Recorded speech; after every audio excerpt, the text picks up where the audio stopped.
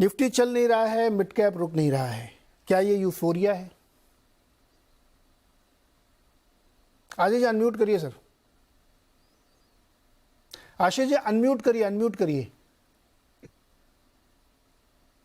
आवाज आ रही है? हाँ अब आ रही, अब बोलिए जी। तो नीरज जी, मैं कह रहा हूँ कि इसको यूफोरिया नहीं कहूंगा, क्योंकि इसमें 3-4 चीजें जिसको स्ट्रक्चरली समझने की जरूरत है। सबसे पहले तो मिड कैप्स को लेकर हमेशा एक पहले कंसर्न रहता था, वो 3 पार्ट में रहा था कि पहली बात कॉर्पोरेट गवर्नेंस को लेकर के काफी क्वेश्चन रहते थे, जो काफी हद तक आप देख रहे हैं धीरे धीरे कंपनी कहीं ना कहीं समझ रही है कि राइट कैपिटल एलोकेशन स्ट्रेटेजी, लो लीवरेज, एक बहुत ज्यादा अनरिलेटेड कंपनीज में डाइवर्सिफिकेशन, ये मार्केट की एक साइकिल में लोगों को समझ में आ गया कि इस तरह की चीजें जब भी आप करते हैं तो आपके शेयर को सही तरह की मार्केट में रिवॉर्ड नहीं मिलता। और ये अंडरस्टैंडिंग काफी कंपनीज में, काफी स्टॉक में मैनेजमेंट को समझ में आ चुकी है, और ये चेंज आपको धीरे धीरे दिखने लग गया है। तो आज से अगर से आप बोले पिछले 7-8 साल में क्या कॉर्पोरेट गवर्नेंस के तरीके में चेंज आया, तो बिल्कुल आया, बहुत ही पॉजिटिवली इसको हम देखने लग गए, क्योंकि right capital allocation, debt equity काफी कंफर्टेबल, एबिटा का कैश में कन्वर्जन, और उसी से इंटरनल अप्रूवल के ही थ्रू आप अपने केपेक्स को करना, ये कहीं ना कहीं एक अंडरस्टैंडिंग बहुत सी मिड कैप कंपनीज ने लर्निंग ली है। दूसरी है टेक्नोलॉजिकली एडवांसमेंट होना, तो ये भी बहुत एक अच्छा चेंज हमको देखने को मिला कि एक समय पे जहां मिड कैप कंपनीज इस तरह के खर्चों से, इस तरह के लॉन्ग टर्म कमिटमेंट को अवॉइड करके एक काम चला रही थी, वो अब चेंज आ गया और कहीं ना कहीं technological advancement need of the hour बन गई, खासतौर पे कोविड के बाद ये सिचुएशन आना शुरू हो गई। और तीसरा, कैपिटल रेज करना भी इतना डिफिकल्ट नहीं रहा, क्योंकि इक्विटी का कल्चर बहुत चेंज हो गया। तो आप देख रहे हैं किस तरह से QIP आ रहे हैं, किस तरह से राइट इश्यू आते हैं, और किस तरह से इनके अंदर में आपको फंड रेजिंग आसान हो गई है। तो आपको हमेशा जरूरी नहीं कि बहुत ज्यादा डेट की तरफ जाकर अब इक्विटी कल्ट कहीं ना कहीं शुरू हो गया है। इसकी एक री रेटिंग कहीं ना कहीं हमारी मिड कैप कंपनीज में देखने को मिली। अब जहां तक के अपने प्राइस परफॉर्मेंस की हम बात करें, तो मैं स्मॉल कैप को एक बेस बनाता हूँ। अगर से आप इसको देखेंगे तो 2018 में जो स्मॉल कैप का इंडेक्स था और आज 2023 में हमें दिखता है कि ये 24% का अब्सोल्यूट रिटर्न बना है ये पिछले 5 सालों के अंदर में। अब आप सोचिए कि एक इंडेक्स ने 5 सालों का अब्सोल्यूट रिटर्न 24% दिया है, मतलब उसका कैगर रिटर्न कितना कम आया है as compare to the broader market. और इसी वजह से अब ये जो रैली अभी शॉर्टर टर्म में 6 महीना 9 महीने में होती है, तो हमको लगता है कि अरे स्टॉक डबल हो गए, 50% बढ़ गए, 70% बढ़ गए, मोर देन 100% बढ़ गए। बट इसको आप जब लॉन्ग टर्म एवरेज से देखेंगे, जब हमने देखा कि small cap as a portfolio या फंड टिपिकली 18-20-22% की कंपाउंडिंग करते हैं, तो ये जो 4-5 साल के रिटर्न है ये काफी कम रहे, और अब वहां पर से आपको एक री रेटिंग शुरू हुई। इसलिए इसका इम्पैक्ट हमारे ब्रॉडर मार्केट का इम्पैक्ट कहीं ना कहीं स्मॉल कैप मिड कैप में आ नहीं रहा है। तीसरी बात है लिक्विडिटी। अब आप लिक्विडिटी को देखेंगे तो किस तरह से इन्वेस्टर्स में, पहली बात तो आपके जो डीमेट अकाउंट है या आपका जो फंड फ्लोज है वो काफी अग्रेसिव हो चुके हैं। साथ ही साथ उसमें भी ये हुआ है कि डेट फंड और लार्ज कैप इक्विटी से पैसा निकल के स्मॉल और मिड कैप फंड की तरफ एलोकेशन शुरू हुआ, और ये लिक्विडिटी कहीं ना कहीं इन स्टॉक्स को काफी सपोर्ट कर रही है। तो थोड़ा फंडामेंटली भी काफी स्ट्रॉन्ग होना शुरू हुआ, साथ में लिक्विडिटी का एक पॉजिटिव एडवांटेज मिला, और कहीं ना कहीं कॉर्पोरेट गवर्नेंस की जो प्रैक्टिस है इसका भी इम्पैक्ट इन कंपनीज को देखने को मिला।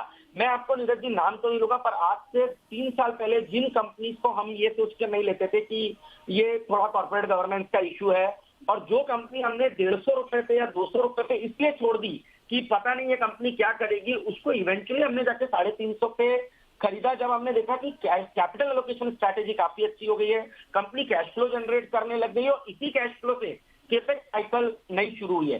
तो जब ये चीजों का डेवलपमेंट और चेंजेस आप देखने लगते हो, और साथ ही साथ किस तरह के ऑडिटर इन कंपनी को ऑडिट कर रहे हैं, तो सडनली आप देख रहे हैं जो टॉप ग्रेड के अच्छा एक चीज आशीष जी, क्या मैं आपकी बात को क्या ये समझूं कि पिक्चर अभी शुरू हुई है या पिक्चर सही नहीं थी पहले वाली, क्या है ये?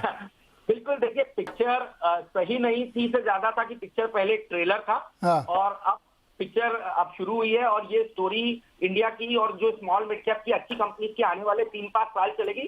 करेक्शन तो आएंगे नीरज जी, देखिए वो अलग पार्ट है, बट मेरा मानना है स्मॉल और मिड कैप का आउट परफॉर्मेंस लार्जर कैप से कंटिन्यू रहेगा और अच्छी तरह से बरकरार रहेगा। हाँ, थोड़ा आपको सेक्टर को सही समझना जरूरी है। जैसे आपने केपेक्स की थीम की बात करी, रेलवे की बात करी, तो इस तरह का सेक्टर रोटेशन होगा, और उसके लिए तो डेफिनेटली आपको अच्छे कहीं ना कहीं जिसको हम कहते हैं मार्केट एक्सपर्ट फंड मैनेजर, उनकी थोड़ी कहीं ना कहीं हेल्प पड़ी। पर ये बात सही है कि सेक्टर एलोकेशन आपने सही कर लिया, ढूंढ लिया, तो स्मॉल मिड कैप में बहुत अच्छा पैसा बनता हुआ नजर आ सकता है। खेमका जी, क्या है मार्केट की पहली, कैसे आप लोग अप्रोच कैसे कर रहे हैं आजकल मार्केट में? आप लोग दिन भर क्या करते हैं? मतलब जैसे हम लोग तो बहुत समय तक देखते रहते हैं कि यार ये हो क्या रहा है इधर, तो आप लोग कहते कह रहे यार ये टाइम पास मत करो, चलो बढ़िया स्टॉक ढूंढते हैं, मिड कैप आइडिया कुछ, या कोई बड़े वाले भी चल रहे होंगे वहाँ ढूंढते हैं। क्या इस समय अप्रोच क्या मार्केट का आपका? जी जी नीरज जी, देखिए अभी जो पैनलिस्ट बोल रहे थे मैं बिल्कुल उनसे सहमत हूँ। मार्केट में हमने देखा, नहीं एक मिनट रुकिए खेमका जी, हमारे 3 पैनलिस्ट ने अलग अलग व्यू दिए हैं, आप किससे सहमत? सबसे नहीं सहमत हो सकते, आप क्लियरली बताइए मुझे। सबसे तो थोड़ा थोड़ा सबसे सहमत और सबसे ज्यादा ये बेस्ट आशीष जी स्ट्रेटजी से है। सहमत हूँ।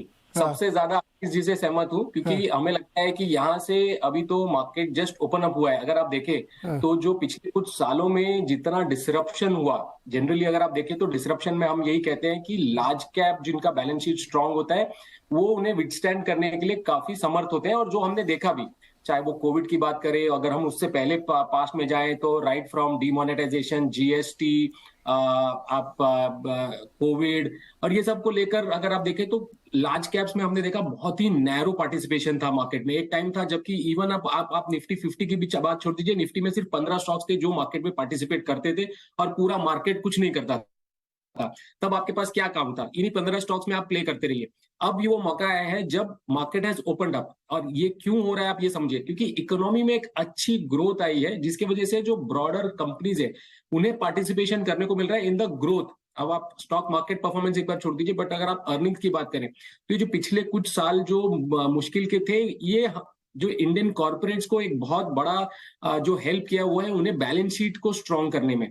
मोस्ट ऑफ द कंपनीज, चाहे आप वो इंफ्रा स्टॉक्स की बात करें, चाहे आप वो पावर सेक्टर स्टॉक्स की बात करें, चाहे आप वो रियल एस्टेट कंपनीज की बात करें, चाहे हम वो होटल्स हॉस्पिटल्स की बात करें, सबने अपना डेट कम किया है, सबने अपना लेवरेज कम किया है, सबने अपना ऑपरेटिंग एफिशिएंसीज इंप्रूव किया है। तो यहाँ पे कुछ कंपनीज है जिनके रॉ मटेरियल का इम्पैक्ट आता है, फिर चला जाता है, तो उनके मार्जिन अप एंड डाउन होते हैं, मगर हमने देखा है जो ओवरऑल जो एफिशिएंसी इंप्रूव हुई है जिसका बेनिफिट आपको ये ब्रॉडर मार्केट पार्टिसिपेशन में दिखने को मिल रहा है। और एक बहुत बड़ा चेंज हुआ है जो इकोनॉमिक ग्रोथ की वजह से जो कोर इंडस्ट्रियल सेक्टर है वहां पे बहुत ज्यादा डिमांड ग्रोथ हमने देखा। गवर्नमेंट ने भी बहुत एक शिफ्ट किया फोकस, जो इंडिया सर्विस लेड इकोनॉमी था उसे वहां से इंजन को थोड़ा सा शिफ्ट किया कि आप मैन्युफैक्चरिंग की तरफ आए। और ये मैन्युफैक्चरिंग से क्या होता है कि आप नॉट ओनली जो मेन कंपनी है जो मैन्युफैक्चर करती है उसको बेनिफिट मिलता है, उसके साथ एक इकोसिस्टम होता है जो पूरा एंसिलरी यूनिट होती है जिसे पूरा बेनिफिट मिलता है, जॉब क्रिएशन होता है। अगर एक सर्विस कंपनी को एक्सपोर्ट्स ऑर्डर मिलती है जितना जॉब नहीं क्रिएट होता है, एक मैन्युफैक्चरिंग कंपनी को जितना अगर ऑर्डर बुक मिलता है उससे काफी मल्टीपल टाइम्स जॉब क्रिएशन होता है, काफी मल्टीपल कंपनीज को बेनिफिट मिलता है। तो ये सबको देखिए, अगर आप देखें तो यहाँ पे एक इकोनॉमिक ग्रोथ जो हमने देखा पिछले 2 सालों में, और यहाँ से अब जो इकोनॉमिक ग्रोथ आएगी पिछले अगले 3-4 सालों में, तो definitely broader market, mid cap, small caps, आप देखिए कितने नीश सेक्टर्स हैं जहां पे मार्केट लीडर इटसेल्फ एक स्मॉल कैप या एक मिड कैप कंपनी है, जहां पे लार्ज कैप में उस सेक्टर का पार्टिसिपेशन ही नहीं है। डिफेंस में आप एक L&T बोलेंगे, लेकिन वो कैपिटल गुड स्पेस में सबसे बड़ा प्लेयर है, डिफेंस एक बहुत छोटा उसके लिए स्पेस है। आप हाउसिंग बिल्डिंग मटेरियल्स बात करें तो लार्ज कैप में कोई पार्टिसिपेशन नहीं है। आप कंज्यूमर ड्यूरेबल्स में बोले तो कोई लार्ज कैप स्पेस नहीं है। आप ऐसे बहुत सारे टेक्सटाइल्स, पेपर, शुगर, ये सारे सेक्टर्स लार्ज कैप में आप पार्टिसिपेट ही नहीं कर सकते हैं। और ये सारे सेक्टर्स है जहां पे की ग्रोथ आ रहा है, चाहे मतलब आप गवर्नमेंट स्कीम्स बोल लीजिए, चाहे एक्सपोर्ट्स पोटेंशियल बोल लीजिए। तो हमें लगता है कि डेफिनेटली जो अगले 4-5 साल है, 3-4 साल है, अगर आप देखें तो डेफिनेटली बहुत बड़ा ग्रोथ पोटेंशियल हमें ब्रॉडर मार्केट के लिए दिखता है। हाँ, अगर आप शॉर्ट टर्म की बात करें तो एक अच्छी मूव आई है मार्केट में, मिड कैप्स में, लार्ज कैप्स में, तो मतलब यहाँ कितना से थोड़ा कंसोलिडेशन हो सकता है। खेमका जी, शॉर्ट टर्म का मतलब कितना टाइम? अगले 2-3 महीने की बात कर रहा हूं मैं। और मीडियम टर्म कितना होगा? Medium term sir 1 year. और long term? Long term 2 to 3 years। Sir ये देखिए ना, मैंने कुछ नहीं कहा, डेफिनेशन कैसे चेंज हो रही है ये मैं साबित करना चाहता हूँ। अब मैं अपने एक्सपीरियंस बताता हूँ आपको। मैं 2-3 शोज करता हूँ